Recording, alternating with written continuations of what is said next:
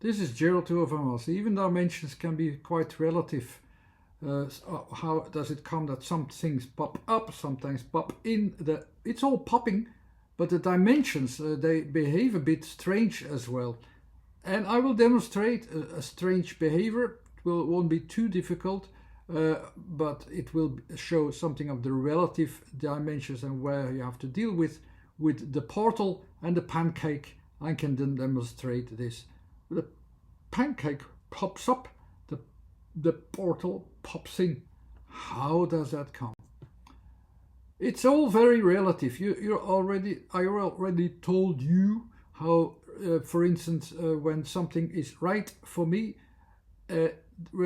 might not be right for you, and it might be left for you, and I have to leave you behind with that leftish thinking, why I start to say that I am right.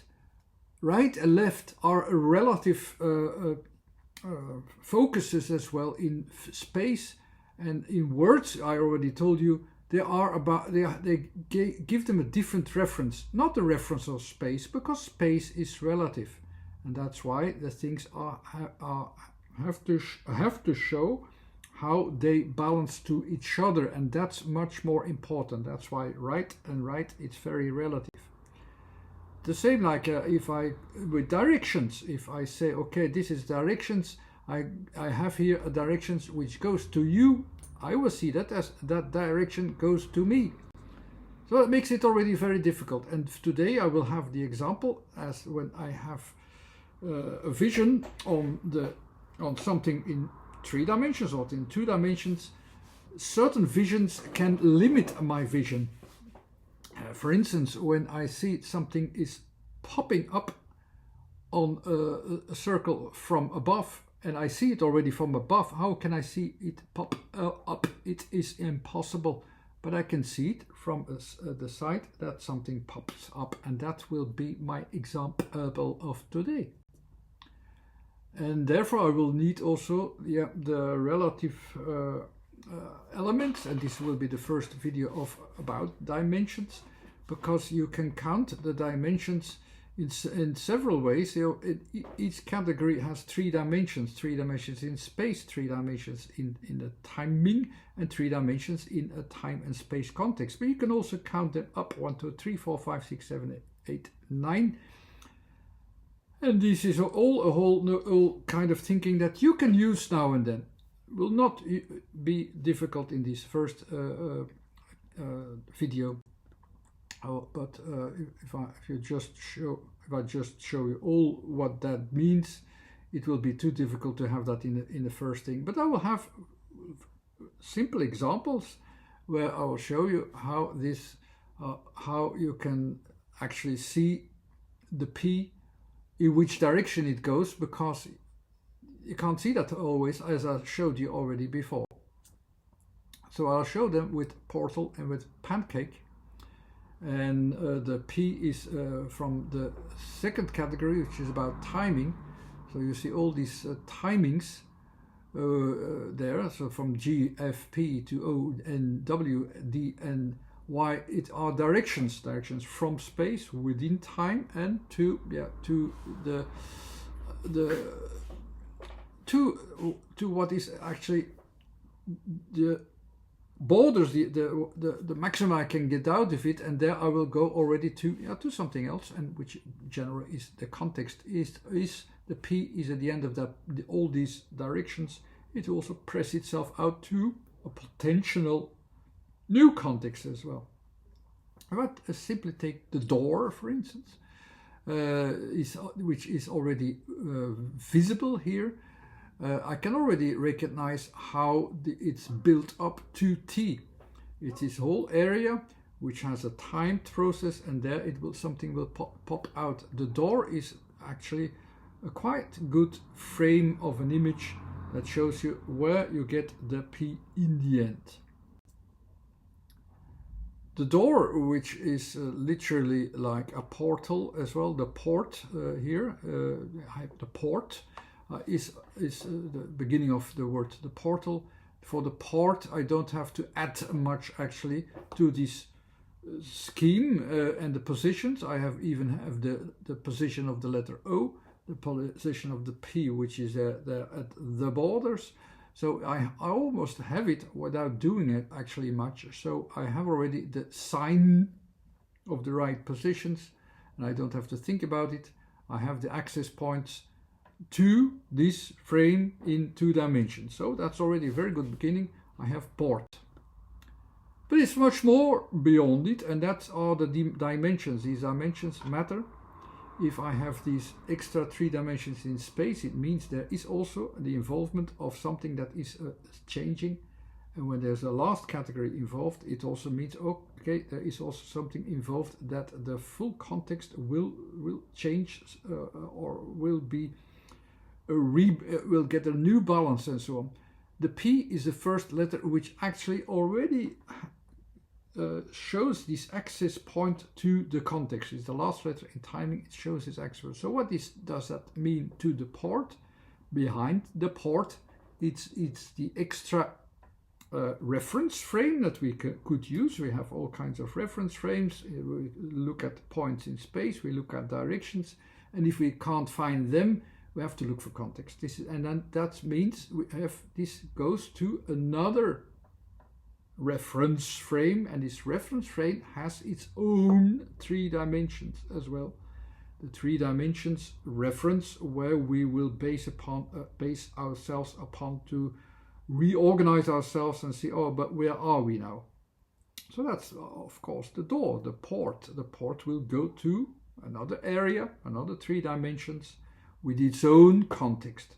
So that we already know beforehand. It will go to a bigger context. It doesn't go immediately with it, but it has the access point in P. And there we will access this bigger context via the R, and then T as that position elsewhere. Here is this in a bit more in 3 dimensions. I open the port, and then I see actually what is this P. It is not really this pop-up as you can have, but there you have already something that could confuse you, because when you want to design it, you have this pop-up, which was actually the frame, the 2-dimensional frame image that you say, okay, here it is, here you have the access. But when it will really open to R and T, it will of course not open up. It will open its access to that frame behind it, which was announced almost like a flag, or like something like a sign on top of the port. So don't imagine it as a push up actually, just like that. No, it's a push towards its solution, towards its new frame of 3 dimensions. So we go actually to a bigger context, not much more, and that's how we push our limits to go to an outdoors or indoors to something else, which is not imaginable at this point, but it's already a good idea that you know that you have 3 times 3 dimensions. Just like that, without knowing how to use them, it's already good to know we have another frame of 3 dimensions beyond the door, beyond the portal. Portal, of course, it's another word. It has a slightly different form. It also goes towards these other 3 dimensions, but it certainly will not push up at all. So it goes really inwardly. It goes to that frame inwardly. So while the port pushes indoors to an outdoor region, here it's really going, it's not going up at all. But because we already know it goes from one area of 3 dimensions to another area of 3 dimensions. Just a thought, remember it. I will give you some examples. What really happens there? We know, of course, that we have 3 frames because we have 3 kinds of context. One context in space where we start from, the points where we start from. There we make context in time mostly, and at the end of all this time process, we will go to the bigger context, and there we will show its context. This is basically where the P will have access to yeah, what do we have there at the end? As a physical region, it's just, yeah, popping up to the next frame actually, and that, but it can be associated with the next frame of 3 dimensions as well. But before we are able to see where it pushes to, let's go to PANCAKE, because there the same thing will happen there as well. PANCAKE, how can we imagine the pancake if you just have a 2-dimensional frame, top or side? Then we have the full object. When we show it as a disk, it's still not clear it's a pancake. So we need a little bit more things to describe the pancake. So we have to recognize a pancake. We recognize it with a certain features. Let's find the features. What do we still need to describe it? There are 2 extra things that we need to add. It's this structure actually, which is the structure of a sort of irregular surface, which you can see at the borders, shows that it is not a perfectly flat disk. It's more, it has an irregular texture, so that's important to define the pancake. And it also has a certain tendency of a golving instead of flat surface, because it has this yeah, because it has been popped up actually, and that's what it actually causes the full form. It's this slightly popped up from the pan that lifted it before. The word pan is even still there, and that will be a reference to it as well. And there is the P recognizable at these 2 places. You can see, yeah, it is almost like, yeah, you have this flat disk which popped up from the pan in this case, and it caused that first feature that we already defined, that we still need, that makes difference from the disk. The other one is the structure that we also have to define. The structure is the cake, which is here the K, that's the breaking point. It breaks away from that from the pan, and it breaks away from the structure. The C, the structure is, you focus upon the structure, it has a different structure. That's the cake structure, of course. So here we have it very well described, the pancake. The pan, that's the pan where something is taken out at a certain time. That's the N is taken out at a certain time. And then the second part, the cake. Both in 3 dimensions or just in 2 dimensions, we can imagine them, but in 2 dimensions, we have to imagine them, of course, in these 2 parts, from the side and from the top. If we combine them, we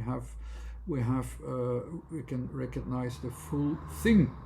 But it is separated. You can see it best, the P from the side, so that from the, let's say, from the 1-dimensional vision here aside, you can see, okay, here something popped up, and there we can recognize the pan. From the top, we cannot recognize a pan, but we can recognize cake. How does it come that we can't recognize from the top? I already showed you in the beginning. That was also clear, because not everywhere the P can be seen. You can see here on the from the top, you can design it. There is the P. There should be the P in the 3D. It will never be a problem. But you cannot see it from the top. You have trouble imagining it, of course, because yeah, it's already going up. And I'm trying to see up, and so of course I can't see up because I'm facing to it, so I don't see the 3 dimensions.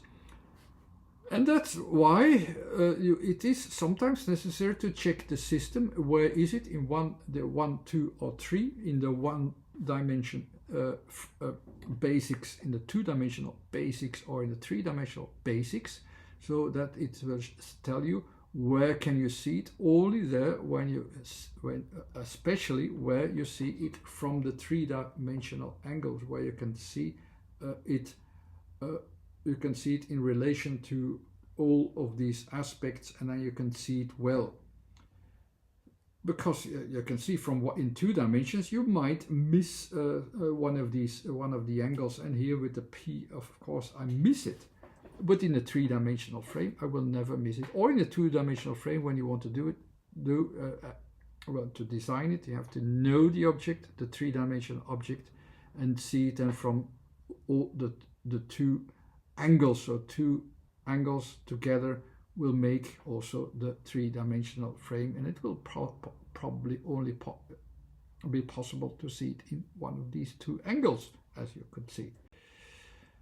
Let's go to the next example. Let's say then the part is the object of the part, and it's actually quite funny also that the P you have the 3 levels of understanding. You have the 3-dimensional space, or just space, which I will see in a 2-dimensional frame, CMX to from ATK to CMX. So all the positions are there. The same positions are always there in all the letters, but then in timing and then in context. But above space is also possible to associate the next letters. So the D, N, Y, O, E, Z, U, W, G, F, P above space can also be designed like it as the access point, as the image as well, to say, okay, but where are we in space? You can see, if you see the P in space, it will be there on top. Of course, it will be beyond the space. It will be the bigger space around it, and this bigger space around it are the access point of also the directions, because it will also go into several directions. But you can use this extra space beyond it to express these letters, and you know the position of P. So where is the position of P in the portal or in the port? It will be in that axis point in the corner. There will be the axis point for the push, for the opening towards the next context. Because at this point we only see that direction, diagonal is the diagonal direction in the corner. But where does it go to? I can't see it very well. It is as if it goes to something else, to something we do know. We have to know the context, of course, to understand it. But once we access the context, we know what it means and where it goes to.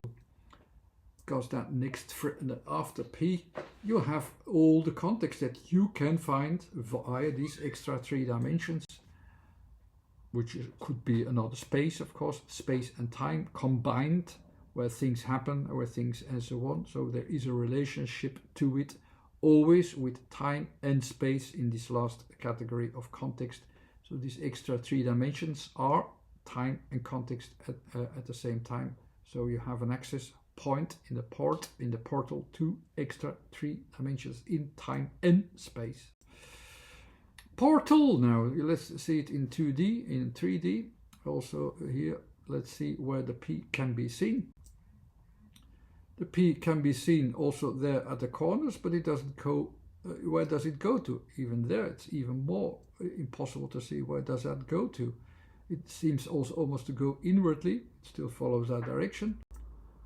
But it goes actually, to these, it will go already to what will be and become the other contextual 3 dimensions. It will go to the extra 3 dimensions, actually, as we know the portal, how it is used for going to other dimensions. We go to this extra 3D, and that's how we can imagine it here. This was the first example of where dimensions, where you can reason about dimensions, how they are also relative to each other and so on. And so that's why the pop-up can be in that direction, that direction. The dimensions can occur at a certain point. You can see them from a different angle, sometimes not from another angle. Just check in my system where are there 1, 2 or 3 dimensions. If it's 3 dimensions, see them from all angles, or you will not understand it. What's my small the small thing that I wanted to say today. Thanks again for watching. Bye.